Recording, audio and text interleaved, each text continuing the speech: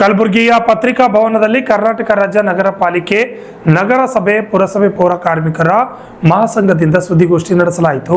ಕಲಬುರಗಿಯಲ್ಲಿ ಮಾಧ್ಯಮರ ಜೊತೆ ಮಾತನಾಡಿದ ಅವರು 23/9/2024 ಒಳಗಾಗಿ ಪೌರ ಕಾರ್ಮಿಕರಿಗೆ ಆದೇಶ ಪತ್ರ ನೀಡದಿದ್ದರೆ ಪೌರ ಕಾರ್ಮಿಕರ ದಿನಾಚರಣೆಯಂದು ಸಾಮೂಹಿಕ ಬಹಿಷ್ಕಾರ ಮಾಡುತ್ತೇವೆ ಎಂದು ತಿಳಿಸಿದರು.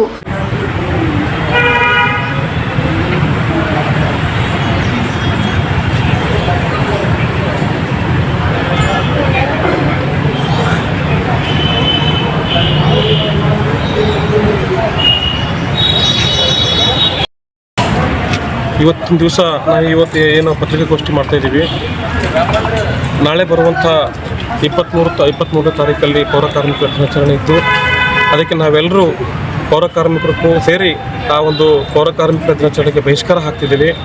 ಏಕೆಪ್ಪ ಅಂತಂದರೆ ನಮಗೆ ಪೌರ ಕಾರ್ಮಿಕರ ದಿನಾಚರಣೆ ಅನ್ನುವಂಥದ್ದು ಒಂದು ಸಂತೋಷವಾಗಿ ಆಚರಣೆ ಮಾಡುವಂಥದ್ದು. ಯಾಕಂದರೆ ನಾವು ಆಗಲೇ ನಮಗೆ ಈ ಪೌರ ಕಾರ್ಮಿಕರ ಏನು ದಿನಾಚರಣೆ ಮಾಡ್ತಾ ಇದ್ದೀವಿ, ಅದು ನಮಗೇನು ಅನುಕೂಲ ಇಲ್ಲ, ಅದರಲ್ಲಿ ಯಾವ ಸಂತೋಷನ ನಮ್ಗೆ ಕೊಟ್ಟಿಲ್ಲ ಇನ್ನು. ಯಾಕಂದರೆ ನಾವು 2017-18ರಲ್ಲಿ ಅರ್ಜಿ ಕರೆದಾಗ ಸುಮಾರು 1200 ಜನ ಅರ್ಜಿ ಹಾಕಿದ್ದೀವಿ. ಅದರಲ್ಲಿ 132 ಮತ್ತು 173 ಅದರಲ್ಲಿ ಖಾಯಮತಿ ಮತ್ತು ನೇರ ಪಾವತಿಯಾಗಿ ಆಯ್ಕೆಗೊಂಡಿದ್ದರು. 2021ರಲ್ಲಿ ತಾತ್ಕಾಲಿಕ ಪಟ್ಟಿಯನ್ನು ಹಚ್ಚುವಂಥದ್ದು ಕೆಲಸ ಆಗಿತ್ತು. ಆ 2021ರಿಂದ ಇಲ್ಲಿವರೆಗೂ ಕೂಡ ನಮಗೆ ಯಾವುದೇ ಆದೇಶ ಪತ್ರ ಕೊಟ್ಟಿಲ್ಲ. ನಿರಂತರವಾಗಿ ಹೋರಾಟ ಮಾಡ್ತಿದ್ದೀವಿ. ಸರ್ಕಾರದಿಂದ 3 ನೋಟಿಫಿಕೇಶನ್ ಬಂದಿದೆ, ಅಂದರೆ ಸರ್ಕಾರದಿಂದ 100 ಆದೇಶ ಪತ್ರ ಬಂದಿದೆ ಜಿಲ್ಲಾಧಿಕಾರಿಗಳಿಗೆ. ನೀವು ಅದನ್ನು ಪರಿಶೀಲಿಸಿ ಕೊಡ್ರಿ ಅಂತೇಳಿ, ಆದೇಶ ಪತ್ರ ಕೊಡ್ರಿ ಅಂತೇಳಿ. ಆದರೂ ಜಿಲ್ಲಾಡಳಿತ ಇದಕ್ಕೆ ಯಾಕೇನೋ ಗೊತ್ತಿಲ್ಲ. ನಮಗೆ ಈ ಪೌರ ಕಾರ್ಮಿಕರ ಅನ್ನುವಂಥ ಏನು ಕಾರಣಕ್ಕಾಗಿ ನೆಗ್ಲೆಕ್ಟ್ ಮಾಡ್ತಾರೆ ಅನ್ನೋದು ಗೊತ್ತಿಲ್ಲ. ನಮ್ಮದು ಇಷ್ಟೇ, ನಮಗೆ ದಯವಿಟ್ಟು ನೀವು ಆ ಪೌರ ಕಾರ್ಮಿಕರು ಅಂತ ಒಂದು ಇದರಲ್ಲಿ ತಿಳ್ಕೊಬೇಡಿ. ನಾವು ಒಬ್ಬ ಕಾರ್ಮಿಕನಾಗಿ ದುಡಿತಾ ಇದ್ದೇವೆ, ನಾವು ಹೊಲಸು ಕೆಲಸ ಮಾಡ್ತಾ ಇದ್ದೇವೆ.